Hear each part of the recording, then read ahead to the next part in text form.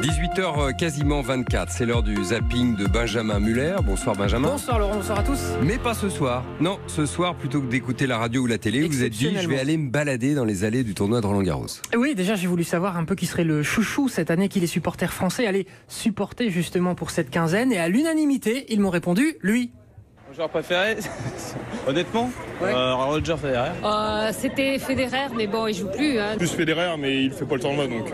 Et oui, Roger Federer, star parmi les stars qui effectivement ne jouent pas cette année. Alors pour ses supporters, le tournoi risque d'être long. Écoutez Maxime par exemple. Roger Federer. Du coup cette année c'est un peu un tournoi mort, quoi. Bah ouais. Bah du coup je supporte les Français, mais vu que c'est un peu mort aussi les Français, donc voilà. Il est passé un tournoi de merde. C'est ça. Du coup je profite, c'est sympa. Le cadre j'aime bien, donc Il y a des jolies filles. tout ça. Surtout, c'est ça. Et oui, surtout le supporter français sait voir le verre à moitié plein. C'est à ça qu'on le reconnaît. Alors je me suis demandé si les étrangers aussi n'en avaient que pour Roger. Réponse oui, avec Marie qui est américaine, croisée tout à l'heure. Interview bien sûr en version originale, car I am bilingue with a super accent of Paris. Who is your favorite player? Who's my favorite player? He's not here. Who is it? André Agassi? No, Federer. No, Federer. J'espère qu'il nous écoute. Roger ce soir, un absent donc très présent que ce bon vieux Roger. Personne vous a parlé de quelqu'un d'autre que de Federer. Alors si, je suis tombé sur un groupe d'ados, d'adolescentes. Elles ont 13 ans, elles ont un bel appareil dentaire et elles sont unanimes. Pourquoi Nadal? Parce que c'est quand même le plus grand joueur. Enfin, moi, pour moi, c'est un des plus grands joueurs. Mais alors, il joue bien, mais il n'est pas très beau. Voilà, mec, ma petite blague, je les ai choquées, elles m'ont mis une tarte et elles sont parties. On rigole pas avec les adolescentes, encore moins de Nadal. Mais encore moins avec Nadal. Qui va gagner cette année? Alors le suspense est à son comble, Paul est blasé. On sait déjà qu'il a gagné. Là on va aller le voir tout à l'heure, mais on sait que ça va être expéditif et que ça va être rapide. Voilà, il n'y a pas de mecs qui vont pouvoir le battre. Et oui, de qui s'agit-il? Quel suspense? Oh bah cette année je pense que c'est Nadal qui va gagner haut la main. Et oui, haut la main, alors je regarde actuellement, il gagne 3-2, donc c'est pas encore haut la main, même si ça risque de pas être marrant, effectivement, cette année, ça m'a rappelé le sketch de Canteloup de ce matin. Alexander VUTRF qui a battu Ricardas Berankis, on s'en fout, personne ne les connaît. De toute façon, au final, ce sera Nadal contre je sais pas trop qui. Et c'est l'Espagnol qui va mettre une branlée en 3-7 à je sais pas trop qui. Et je sais pas trop qui, c'est pas un tennisman croate. Non, à vous Julie, à vous les studios. Oui, il y a sans doute du vrai là-dedans, Laurent. Est-ce que vous avez fait d'autres interviews en anglais? Parce que j'ai bien aimé. Yes, of course, because there are a lot of Americans here, and they are vraiment very, very sympa. What's your name, please?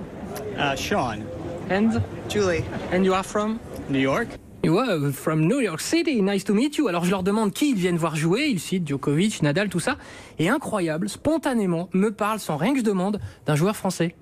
We also watched some of the French players and we root for Benoît Paire. Ah, Benoît Paire. Yeah, Benoît Paire.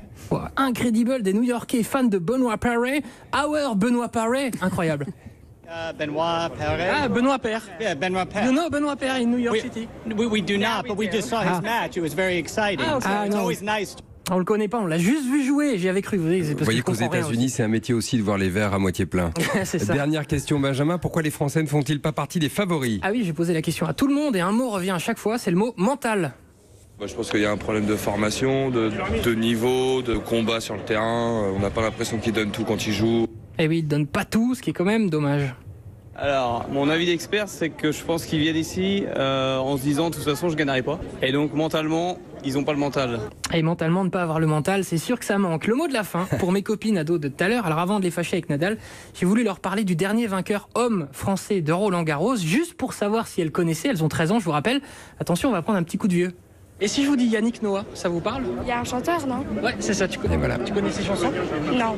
Bon, qu'elles disent spontanément pas que c'est un joueur de tennis, ça m'a pas choqué, mais qu'elles connaissent aucune des chansons, franchement, Laurent. Bah, on s'en met une, non? Allez. Voilà, jeune fille, Yannick Noah, chanteur, mais il a été un grand tennisman. Oui, c'est ça, c'est et un le chanteur, dernier hein. vainqueur de Roland-Garros en 83, je parle de dernier vainqueur français de Roland-Garros en 83. Le dernier dans le carré mondial aussi, hein.